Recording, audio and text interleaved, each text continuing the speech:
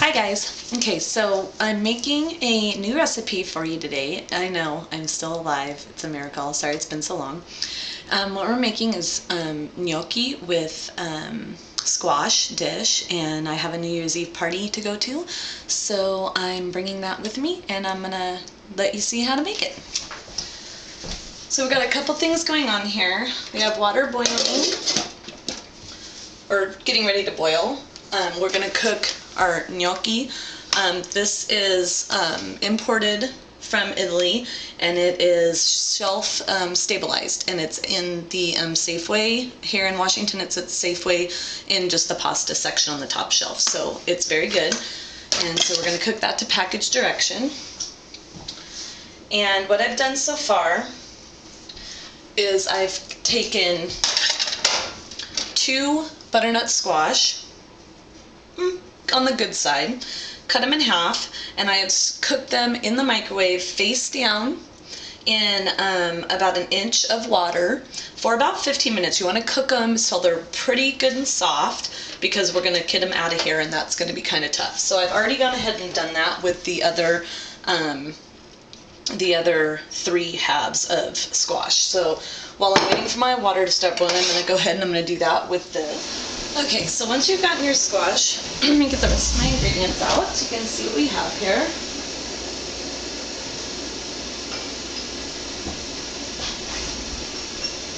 This recipe is so simple. So we have, and I'm doubling it. I'm doubling the squash portion of it.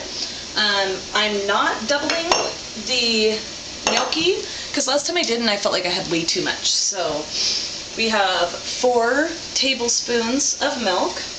I use evaporated milk because I drink soy milk, so I don't generally have milk on hand. 2 tablespoons of fresh chopped sage.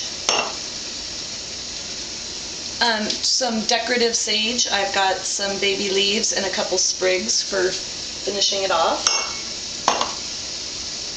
1.5 cups of vegetable broth. You can make this with chicken broth. I'm a vegetarian, so I'm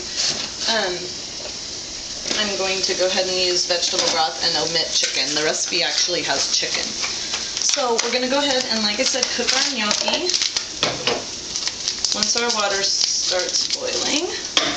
Gnocchi are very easy. They don't take very long to finish. They just go in the water, and it takes about 5 minutes, and you know that they're done because they're going to float to the surface.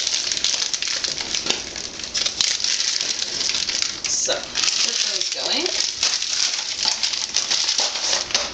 In the meantime, this pan, we want to heat it.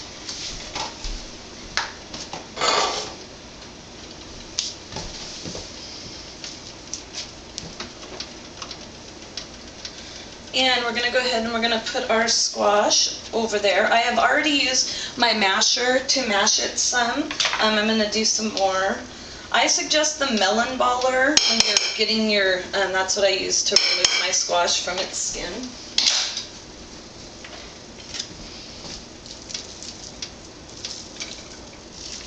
This looks like a lot, but once you get it cooked down and stuff, it's just a good amount to take to a function. Or I wouldn't double it if I wasn't going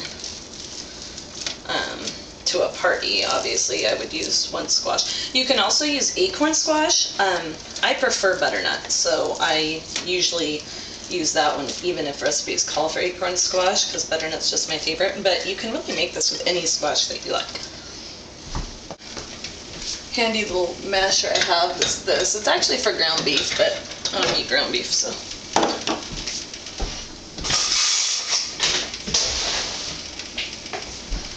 Open the window, it gets hot in here when you're cooking.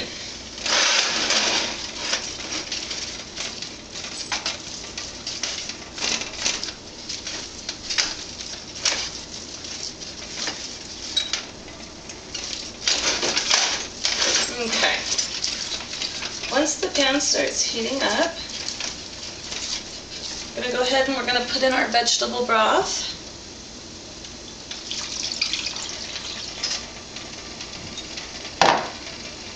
And our sage.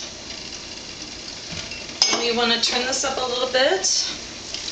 So we're going to cook it to a boil.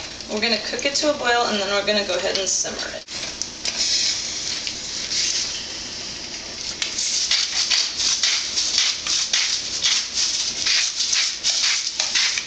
I'm going to put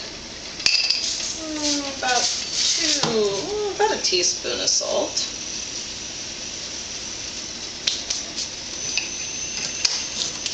Because this squash can be pretty bland, so you're going to want to do that.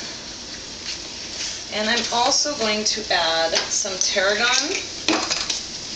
one of my favorite spices.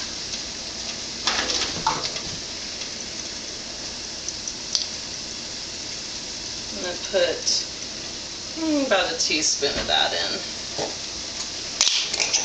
Just keep that warm. Okay, those are floating. I'm going to go ahead and strain them.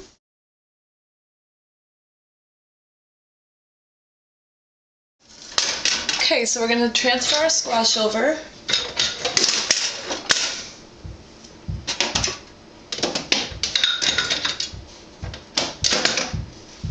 And because I'm going to a party, I'm going to put it in a microwavable or heatable pan, because I don't know if I'm going to be putting it in the oven or the microwave when I get there. We're going to see if I can do this without making a total mess, as I already am. But this heats up well either way.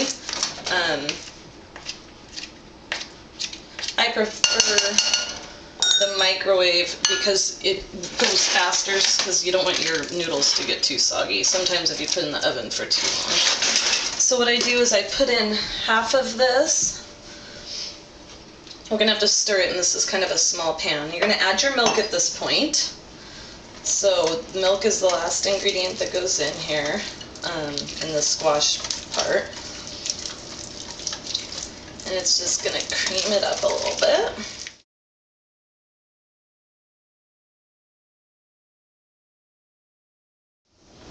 Okay, let's try that again. So that's better.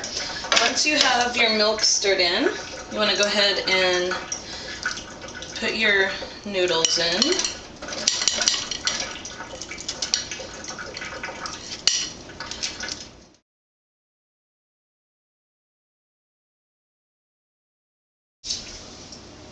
Now, take a bit of cinnamon, a bit of nutmeg,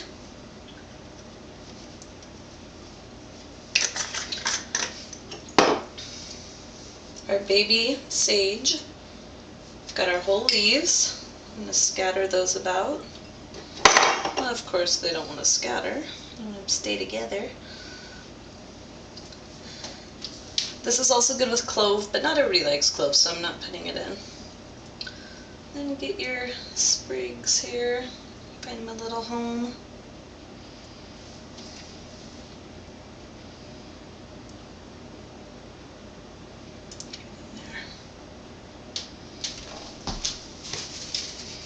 And there you have it. Zucchini with gnocchi. Or, I'm sorry, butternut squash with gnocchi. I cooked so much zucchini. So, I hope you enjoyed this video. I hope you tried this, and I hope your family loves it. Thanks. Bye.